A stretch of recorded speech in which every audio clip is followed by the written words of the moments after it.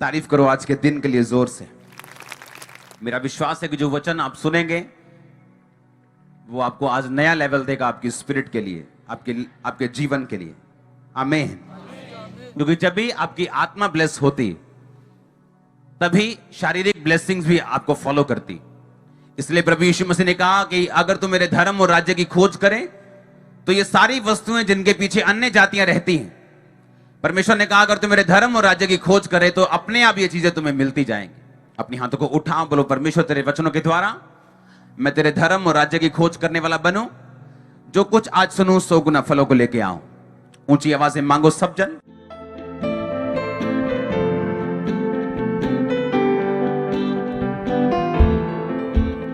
प्रभु यीशु मसीह के सामर्थी नाम में हम मांगते हैं। यशायाह 9 उसकी 6 आयत।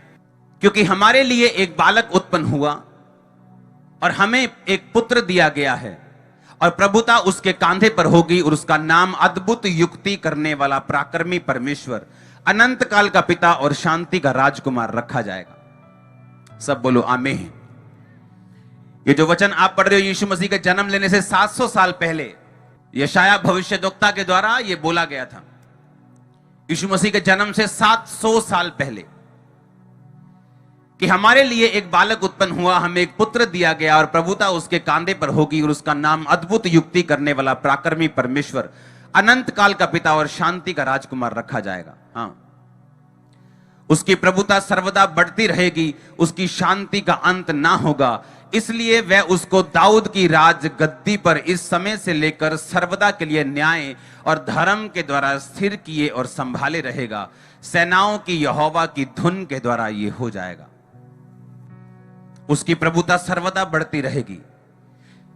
इसका मतलब जिसके बारे में बात की जा रही थी यह कोई इंसान नहीं हो सकता, क्योंकि कोई भी इंसान ऐसा नहीं है जिसकी प्रभुता, जिसका राज्य हमेशा बढ़ता रहे, क्योंकि एक दिन उसको धरती छोड़ के जाना पड़ता है। उसकी शांति का अंत ना होगा। इसका मतलब ये कोई शांति का अंत ना होगा, इसका मतलब ये कोई इंसान की बात नहीं हो रही, क्योंकि एक इंसान की भी शांति का अंत होता है जब वो इस दुनिया को छोड़ के चला जाता है। परमेश्वर ने कहा वो सर्वदा के लिए न्याय और धर्म के द्वारा स्थिर किए और संभाले रहेगा। प्रभुता उसके कांधे पर होगी, वो अद्भुत युक्ति करने वाला, पराक्रमी परमेश्वर, अनंत काल का पिता और शांति का राजकुमार, उसका नाम रखा जाएगा। उसका नाम क्या रखा जाएगा? शांति का राजकुमार। उसका नाम क्या रखा जाएगा? अनंत काल का परमेश्वर। उसका नाम क्या रखा जाएगा? अद्भुत युक्ति करने वाला, पराक्रमी परमेश्वर। यीशु मसीह के पास आने के बाद अगर आप वचनों को नहीं जानते कि वचन में क्या लिखा है, तो उसी के कारण शैतान हमें भरमाने की कोशिश करता है। और इसीलिए आपको वचन बताया गया था कि सच्चाई से अपनी क्या कसनी है। कौन सी कमर? ये 36 वाली, 32 वाली कमर, 38 वाली, ये 40 वाली कमर के ये वाली कमर? हां, ये कमर। और किससे कसनी है? और सच्चाई क्या है? परमेश्वर का। उसने कहा सच्चाई से अपनी कमर कस, ताकि शैतान जब तेरे इसी बुद्धि में, इसी दिमाग में अटैक करने के लिए सवालों के साथ, अविश्वास के साथ, व्यभिचार के साथ, पाप के साथ आए, तेरे दिमाग में इतना वचन हो तो उसका सामना कर सके।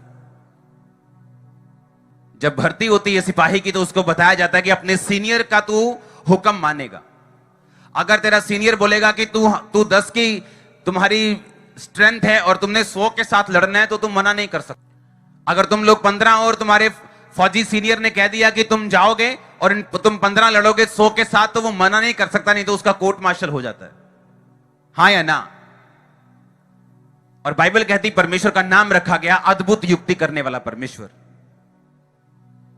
अपने होंठों को खोलो और बोलो अद्भुत युक्ति करने वाला परमेश्वर। आमीन। अब एक वचन हम पढ़ेंगे निर्गमन से, उस वचन पे हम ध्यान लगाएंगे। लिखा, जब फिरौन ने लोगों को जाने की आज्ञा दे दी, तब यद्यपि फिलिस्तियों के देश से होकर जो मार्ग जाता है वह छोटा था, तो भी परमेश्वर यह सोचकर उनको उस मार्ग से नहीं ले गया, कहीं ऐसा ना हो कि ये लोग रास्ते में लड़ाई देखें और लौटकर मिस्र को लौट आएं। इसलिए परमेश्वर उनको चक्कर खिलाकर लाल समुद्र के जंगल के मार्ग से ले चला और इजरायली पांति बांधे हुए, लाइन बांधे हुए मिस्र से निकल गए। और मूसा यूसुफ की हड्डियों को साथ लेता गया, क्योंकि यूसुफ ने इजरायलियों से यह कहकर परमेश्वर निश्चय तुम्हारी सुधि लेगा, उनको इस विषय की शपथ, दृढ़ शपथ खिलाई थी कि वे उसकी हड्डियों को अपने साथ यहां से ले जाएंगे। फिर उन्होंने सुक्कोत से कूच करके जंगल की छोर पर एताम में डेरा किया, और यहोवा उन्हें दिन को मार्ग दिखाने के लिए बादल के खंभे से और रात को उजाला देने के लिए आग के खंभे में से होकर उनके आगे आगे चला करता था, जिससे वो रात और दिन दोनों में चल सके। ऊंची आवाज से बोलो आमीन। उन्होंने ना तो बादल के खंभे को दिन में, ना ही आग के खंभे को रात में लोगों के आगे से हटाया। अगर आप ध्यान से पढ़ें तो बाइबल कहती है जब परमेश्वर इजरायलियों को मिस्र से निकाल के ले आया, रात को जब प्रभु भोज लिया और सारे छूट गए और सब निकलने लगे, बाइबल कहती है परमेश्वर ने कहा यह मार्ग जो पलिश्तियों के देश से होकर जाता है ये छोटा है। ये रास्ता क्या है? यानी सामने कनान देश था, कुछ ही पैदल कुछ ही घंटों का रास्ता, पैदल 3 दिन का मार्ग लिखा बाइबल में, पैदल। लेकिन बाइबल कहती परमेश्वर ने कहा मैं जानबूझ के इनको छोटे रास्ते से लेकर नहीं जाऊं। और बाइबल कहती परमेश्वर लंबे रास्ते से ले गया। आगे आयत में लिखा कि परमेश्वर उनको चक्कर खिलाकर, बोलो चक्कर खिलाकर। ये चक्कर किसने डाला? शैतान ने। किसने डाला? कई बार आप फ्रस्ट्रेट हो जाते हैं परमेश्वर से, आप खींच जाते हैं खुदावंद से कि प्रभु ये देख सामने रास्ता है, ये देख अगर ये वीजा लग गया, ये देख अगर ये हीलिंग हो गई, ये देख अगर देख मेरी उम्र 40 हो गई, अगर मेरी शादी अभी हो जाए, ये देख कितनी बड़ी गवाही बनती। और इजरायली सोच रहे थे कि हमने तो सुना है ये कनान देश बिल्कुल साथ में है, हम अभी चलेंगे परसों चौथ पहुंच जाएंगे। लेकिन परमेश्वर ने उनके दिल दिमागों पर कब्जा किया, 20 लाख लोगों के दिमाग पे कब्जा किया और उनको जंगल के मार्ग से ले गया। किसी का दिमाग में नहीं आया कि हम गलत रास्ते जा रहे हैं, किसी का नेविगेशन काम नहीं किया। बड़े बुजुर्ग थे वहां पे, बड़े सियाने लोग थे, किसी की सियानत काम नहीं की, क्योंकि परमेश्वर ने उनके दिल, उनके दिमाग, उनके सरकमस्टेंसेस के ऊपर कब्जा कर लिया था। जिस दिन आप परमेश्वर को अपना जीवन देते हैं और पूरी तरह से तन मन से आप प्रभु के हो जाते हैं, आप पाप छोड़ देते हैं, बपतिस्मा लेते हैं, खुदाबंद के साथ प्योरली साफ और शुद्ध दिल से आप चलना शुरू करते हैं। लेकिन फिर भी ऐसी इंसिडेंट, ऐसी घटनाएं, ऐसी चीजें आपकी लाइफ में होती हैं, आपको लगता है ये नहीं होनी चाहिए थी, आपको लगता है ये नहीं होना चाहिए था। अगर परमेश्वर ऐसा कर देता तो क्या जाता? मेरे ग्वांडी का तो ब्याह हो ही गया, उन्हें तो बरकत मिली गई है, ओदा भी तो वीजा आ ही गया। लेकिन परमेश्वर जानता था कि अगर ये बरकत इनको अभी मिलेगी, ये लंबा रास्ता तय नहीं कर सकेंगे, और जैसे ही फिरौन राजा इनके पीछे मारने के लिए आएगा, ये भाग जाएंगे। और परमेश्वर उनको जंगल के मार्ग से ले गया। अब सामने क्या था? समुद्र, और पीछे क्या था? फिरौन की सेना। जब उनको मारने के लिए वो आया, अब उनके पास कोई रास्ता नहीं था पीछे भागने का। तब परमेश्वर ने काम किया, और क्या किया? समुद्र को 2 भाग किया। अगर परमेश्वर उनको आसान रास्ते पे लेके चलता, वो कभी भी परमेश्वर के बड़े काम को अपनी जिंदगी में ना देख पाते।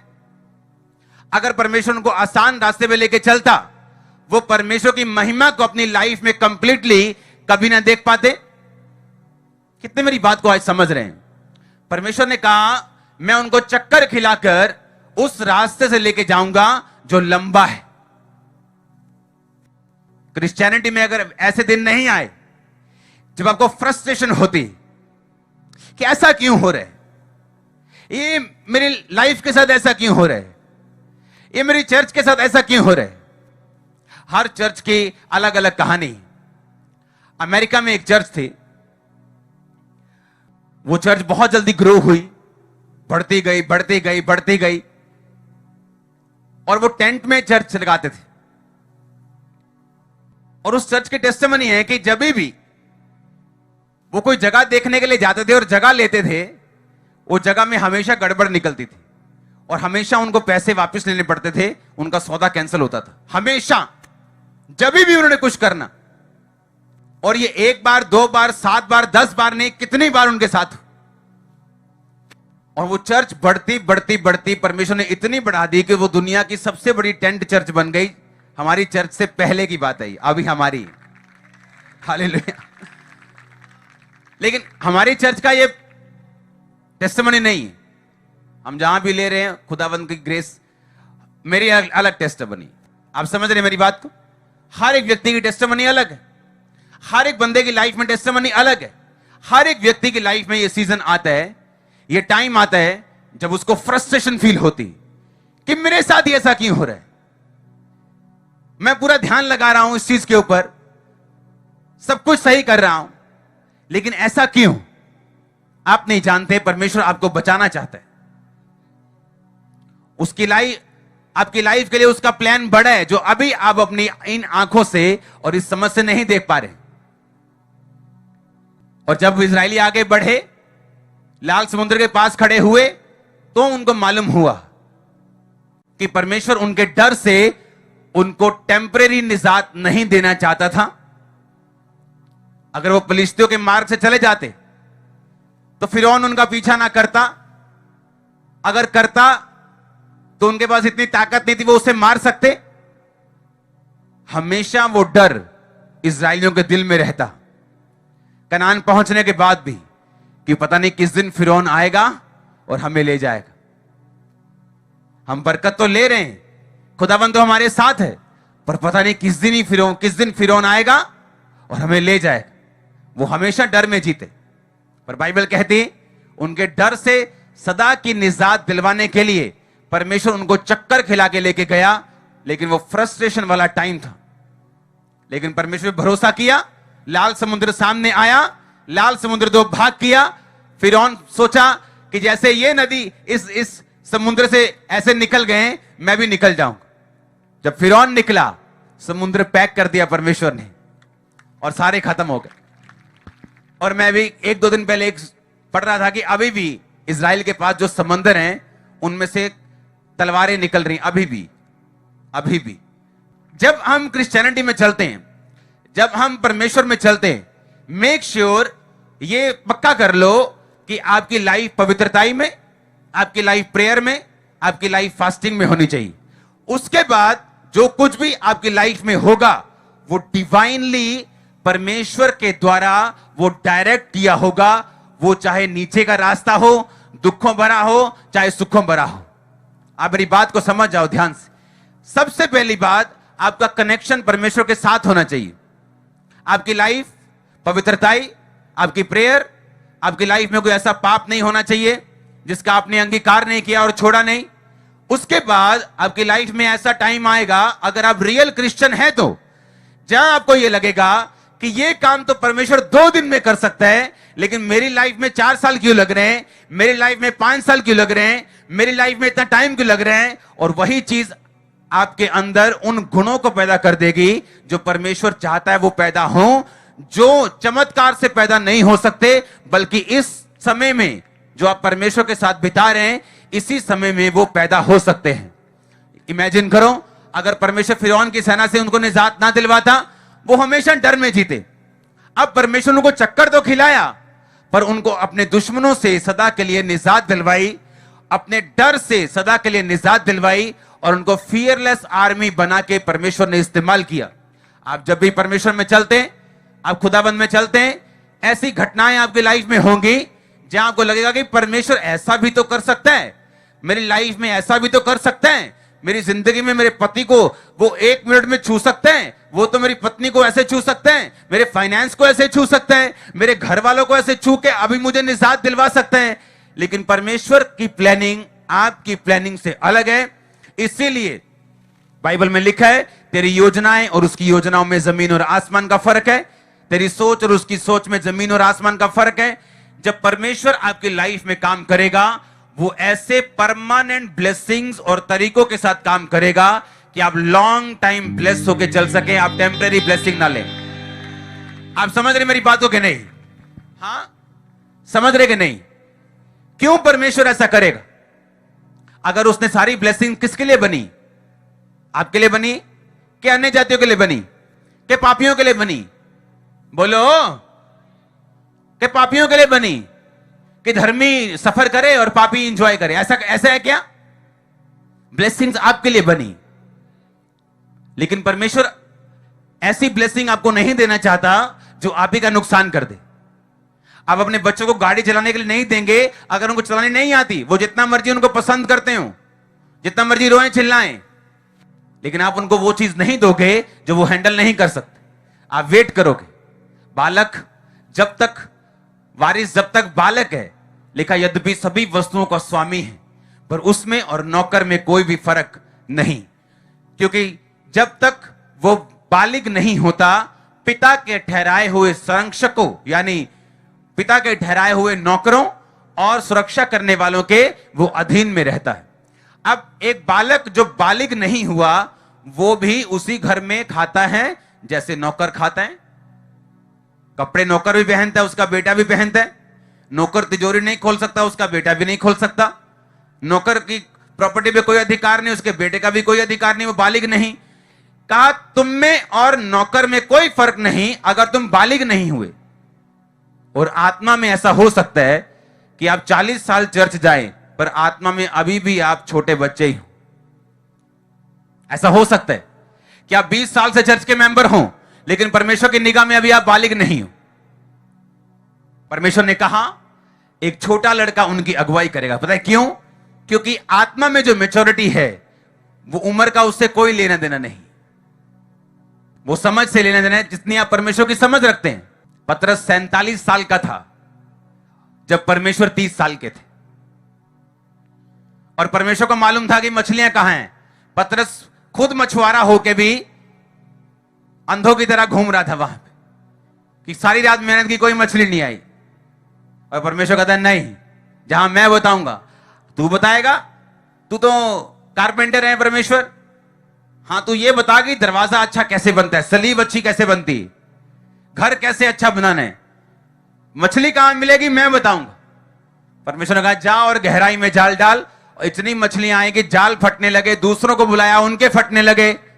ऐसा आपके साथ होने वाला ओवरफ्लो ब्लेसिंग्स यीशु मसीह के नाम। सुनो मेरी बात, अगर आप अपने आप को समर्पित कर देंगे, इस टाइम क्या करें जब परमेश्वर आपकी लाइफ में कुछ ऐसा करे, आपको लगे ये तो 5 मिनट का काम है, आपको लगे ये तो 2 साल का, ये तो 6 महीने का काम है, परमेश्वर के लिए तो ये 1 दिन का काम है ऐसा करना। लेकिन परमेश्वर ये टाइम क्यों लगा रहा है? ये फ्रस्ट्रेशन मुझसे झली नहीं जाती, ये खिजाहट मुझे झली, मुझे लोगों की बातें नहीं सुनी जाती, मैं क्या करूं? यही टाइम है, यही टाइम है जब मैं मरती जाएगी और परमेश्वर आप में जन्म लेगा। नहीं तो क्या होगा? आप एक पब्लिक की तरह होंगे, जो जैसे बाबा के पास गए, बाबा जी ने मंत्र मारा, ठीक हो गए, बल्ले बल्ले बल्ले बल्ले बल्ले, कोई मुसीबत आई थले थले थले थले थले, हाँ फिर ऐसी पब्लिक हो जाएगी। लेकिन जब परमेश्वर आपको ऐसे लेके जाएगा, आपको मालूम होगा पिछली बार क्या हुआ था, आपको मालूम होगा 2004 में क्या हुआ था, आपको मालूम होगा कि 2008 में क्या हुआ था। फिर आप मैच करेंगे, आप बोलेंगे अगर तब उसने छुड़ाया था, अब भी वो छुड़ाएगा। दाऊद कहता वो क्या हुआ था पिछले कुछ सालों में, उसने मुझे शेर के पंजे से छुड़ाया। क्या हुआ था पिछले सालों में? उसने मुझे भालू के पंजे से छुड़ाया और मैंने दोनों को मार दिया। मैं इस खतना रहित फलिश्ती गोलियत को भी मार दूंगा। इमेजिन करो अगर दाऊद की लाइफ में मुसीबत आती नहीं, लेकिन जब शेर सामने आया होगा, दाऊद ने समझा होगा लो आज मेरी जिंदगी का आखिरी दिन है। और परमेश्वर ये चाहता था कि वो इन मुसीबतों से लड़े, मजबूत हो, ताकि जब राजा की कुर्सी पे बैठे ये मुसीबतें आने के ऊपर घबराए नहीं। मैंने ऐसी मीटिंग्स देखी हैं अपनी, जहां लोग इकट्ठे हो गए, मारने को दौड़ रहे, मारने को। ऐसी मीटिंग्स देखी अपनी, जब क्रिश्चियनिटी बहुत कम परसेंटेज में थी। जिसने तब का विरोध देखा है, आज का कुछ नहीं है उसके सामने। ये इंटरनेट पे 2-4 कुछ नहीं, ये जीरो है। और सोचो अगर तब परमेश्वर ऐसा ना करता तो आज घबराहट होती। हां, जब परमेश्वर आपकी लाइफ में काम करता है, वो आपके फ्यूचर को देख के करता है। अपनी हाथों को उठा के बोलो, थैंक यू जीसस। मैं हर वो चीज जो तू मेरी लाइफ में कर रहा है, उससे स्वीकार करता हूं अगर वो तेरी ओर से है। आज मुझे बुद्धि दे, मुझे सामर्थ्य दे कि मैं तेरे रास्तों पे चल सकूं पूरी तरह से समर्पित होके, ताकि तू मुझे बना सके डर रहित, ताकि तू मुझे खड़ा कर सके अपने कामों के लिए। जोर से आमीन बोलो और तारीफ करो खुदावंद। हालेलुया। आप समझ रहे मेरी बातों को? जब परमेश्वर आपको बनाने लगता है, वो आपका आज नहीं देखता, वो आपका आज का कंफर्ट नहीं देखता, आपके आज के आंसू नहीं देखता। वो कितने भी जेन्युइन क्यों ना हो, कितने भी जेन्युइन क्यों ना हो, वो कितने भी सच्चे क्यों ना हो, वो आपके आज के आंसू नहीं देखता। अगर उसकी सोच आपके लिए फ्यूचर में बहुत ज्यादा बड़ी है तो। मैं आपके परिवारों को मसीह में बपतिस्मा लेते हुए देख रहा हूं, और मैं आपके वंश को बपतिस्मा लेते हुए देख रहा हूं। आप समझ रहे मेरी बात को? मेरे पास 10,000 कारण थे परमेश्वर को यह बताने के लिए कि जो तू कर रहा है वो गलत है, जो मैं सोच रहा हूं वो सही है। 2008 में 7 में कि तू जो सोच रहा है वो सही नहीं। देख, अगर इस तरीके से काम हो तो कितना अच्छा हो। और मुझे लगता कि मैं सही हूं, मैं सही कह रहा हूं। वो समय फ्रस्ट्रेशन वाला होता था, खिजाहट वाला, आंसुओं वाला। 2006 में 5 में शायद 5 में, हां, मैंने नाराज हो जाना प्रभु से, जाओ मैं प्रार्थना नहीं करनी। 3 दिन प्रार्थना नहीं की, चौथे दिन माफिया मांग मांग के फिर करनी पड़ती थी जब शैतान अटैक करता था। इस तरह से मैं समझाऊं, प्रभु से नाराज होके, उसके साथ बहस करके, फिर नाराज होके, फिर बहस करके, फिर देख लिया कुछ नहीं बनता, मुझे ही झुकना पड़ता है। अगर बनना ही है कुछ नहीं, उसने अपनी मर्जी से ही करना है, तो क्यों फालतू टाइम वेस्ट करूं मैं नाराज होके? और यह चीज समझने के लिए मुझे सालों लगे हैं, महीनों नहीं। क्या? सालों, ईयर्स लगे हैं मेरे को यह चीज समझने के लिए कि नाराज होने से कोई फायदा नहीं होगा, प्रार्थना रोकने से कोई फायदा नहीं होगा। मुझे इसी लाइन पर आना पड़ेगा। आमीन। और यही रास्ता अपनाना पड़ेगा, क्योंकि एक ही रास्ता है, उसके डबल डबल ABC प्लान नहीं है परमेश्वर का, उसका एक ही प्लान है, वहीं जाना पड़ेगा, वही ब्लेसिंग है, वही सब कुछ। हालेलुया। आप प्रभु में चलते, कोई भी ऐसा चैलेंज जो दूसरों को बिल्कुल नहीं है, हो सकता है आपकी लाइफ में फाइनेंस एक चैलेंज हो, लेकिन आपके क्रिश्चियन पड़ोसी के पास वो चैलेंज नहीं है।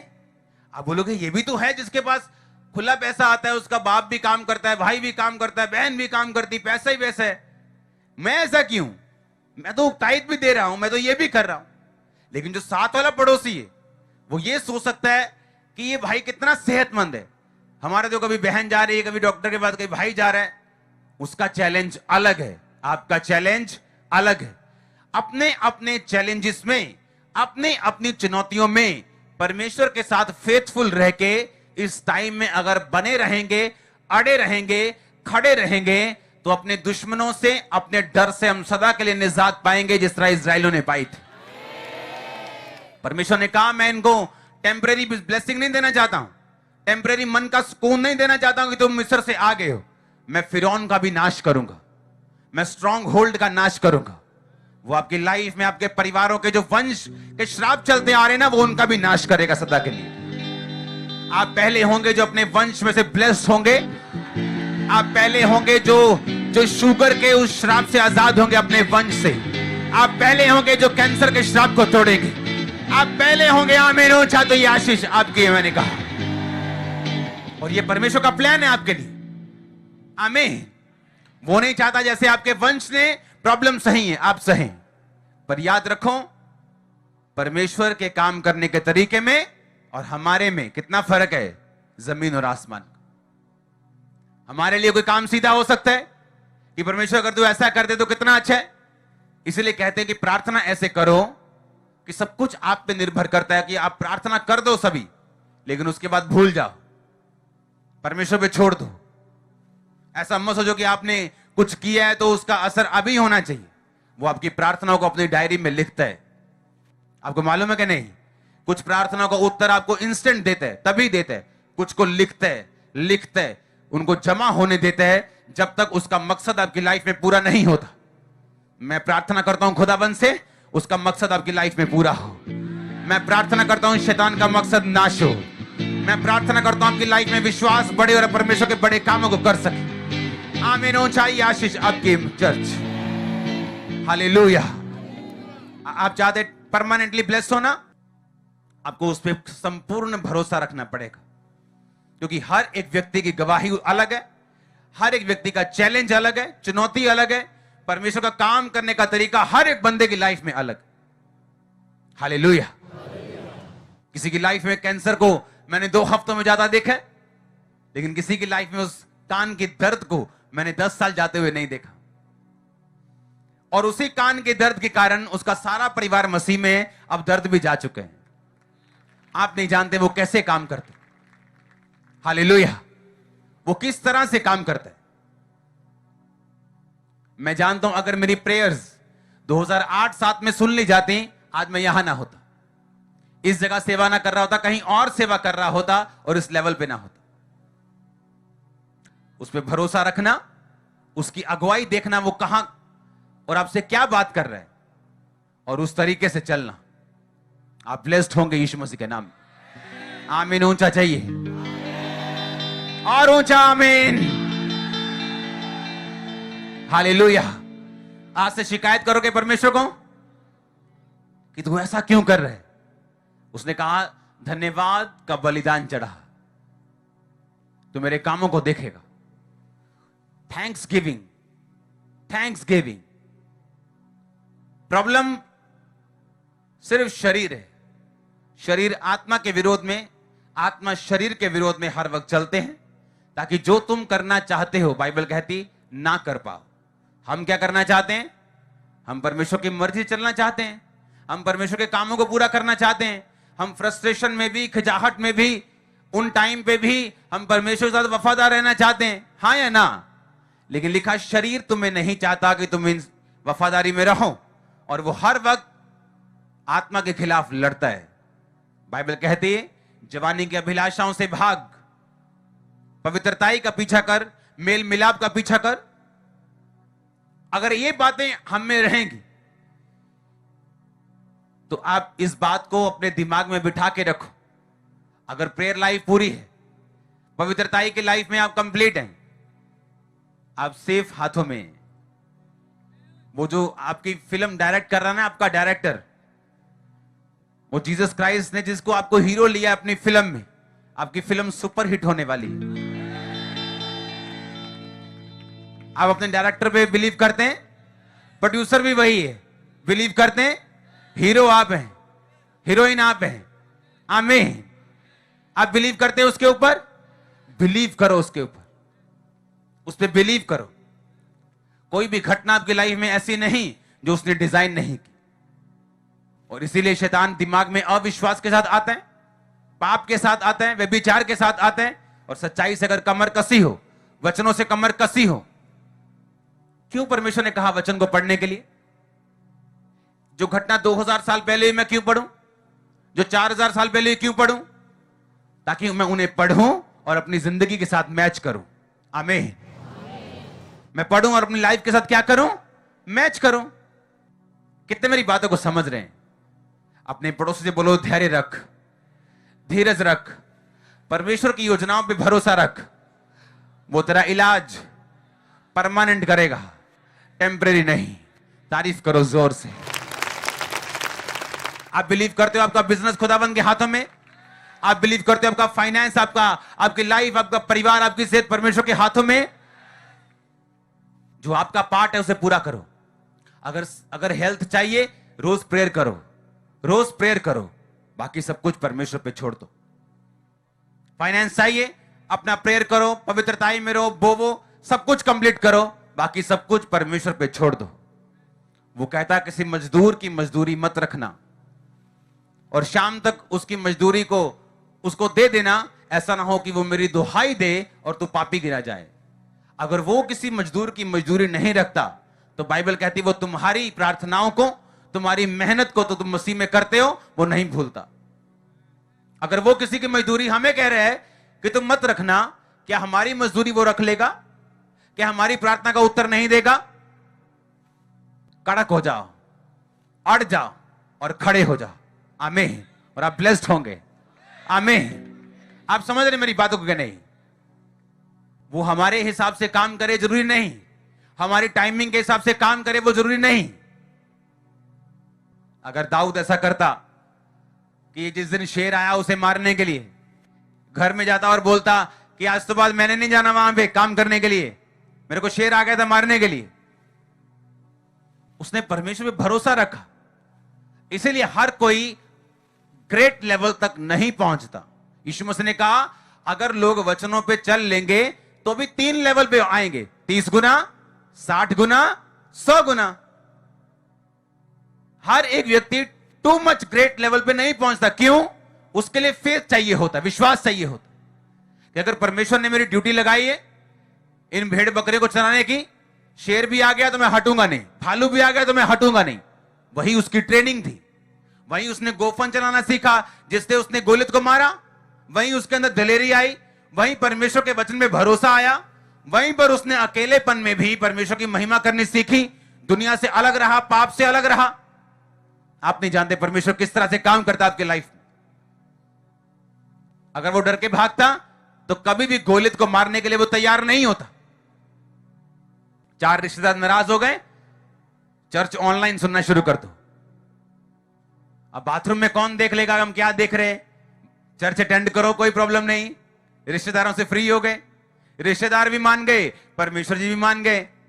और परमेश्वर कहता कोई बात नहीं, मेरे लिए रिश्तेदार पकड़ लिए, मुझे छोड़ दिया, तेरे रिश्तेदार भी तुझे एक दिन छोड़ जाएंगे। जो तू मेरे लिए छोड़ देगा तू पा लेगा, जो मेरे लिए पकड़ना चाहेगा मुझे छोड़ के, वो भी तू एक दिन गवा देगा। हालेलुया। परमेश्वर ने कहा, पतरस ने बड़ी डींग मारी प्रभु के सामने, कहता प्रभु आ वेख, ऐ सब कुछ छाड़ के तेरे पीछे हो गए, सानू की मिलेगा? परमेश्वर ने कहा एक भी ऐसा नहीं, नॉट इवन वन, जिसने मेरे लिए खेतों को छोड़ दिया हो, बच्चों को छोड़ दिया हो, भाइयों को छोड़ दिया हो और 100 गुना ना पाए। इसी धरती पर अगर घर छोड़ा है 100 गुना, लोग छोड़े हैं 100 गुना। कुछ चंद लोग मैंने छोड़े थे, कितने बैठे हैं आज? हां, यहां से भी बाहर बैठे हैं, ऑनलाइन भी बैठे हैं। हां, अगर उन चंद लोगों को पकड़े रहता आज शायद वो भी मेरी लाइफ में ना होते। परमेश्वर ने चाहता आप भिखारी बने, आप भिखारियों जैसे सोच रखें, छोटी सोच रखें। वो आपको दलेर करना चाहता है, शेर और शेरनियों की तरह। वो नहीं चाहता आप मई करते फिरे लोगों के सामने। No no no no no, ऐसा पॉसिबल ही नहीं। अगर परमेश्वर का आत्मा आपके अंदर है, वो आपको बनाएगा, वो स्ट्रांग करेगा, आपको इतनी गवाहियां देगा कि आप मुंह खोल सको उनके सामने। मैं आपको सच कह रहा हूं, बने रहो, खड़े रहो। इतनी टेस्टिमनीज वो देगा कि जिनका मुंह आज आपके खिलाफ खुलता है, आपका मुंह जब खुलेगा वो शर्मिंदा होगा। ऐसा होता है, ऐसा होता है। लेकिन क्या आप परमेश्वर को मौका देंगे वो आपकी लाइफ में काम करे, या आप उसके सलाहकार बनना चाहेंगे? कुछ लोगों ने यीशु मसीह को गाड़ी में तो बिठा के रखा है, पर उसको स्टीयरिंग नहीं दिया, गाड़ी खुद ही चला रहे हैं। प्रभु तेनू नहीं पता, आजकल पता है साहब ना चली था थोड़ा, सारे नाल बिठा के, सारे दे नाल बना के। हाँ, और कोई कोई ऐसा है जिसने फुल स्टीयरिंग परमेश्वर को दिया है और पास में बैठा है, एंजॉय कर रहा है इस जर्नी को। हालेलुया। कैसे बनना चाहते हैं? आधे अधूरे क्रिश्चियन या पूरे क्रिश्चियन?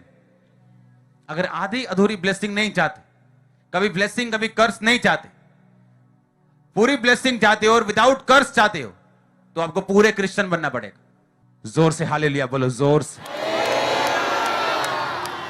परमानेंट हल लेना है कि टेम्परेरी वाला, कि कच्चा हल लेना है, पक्का हल लेना है कि नहीं लेना।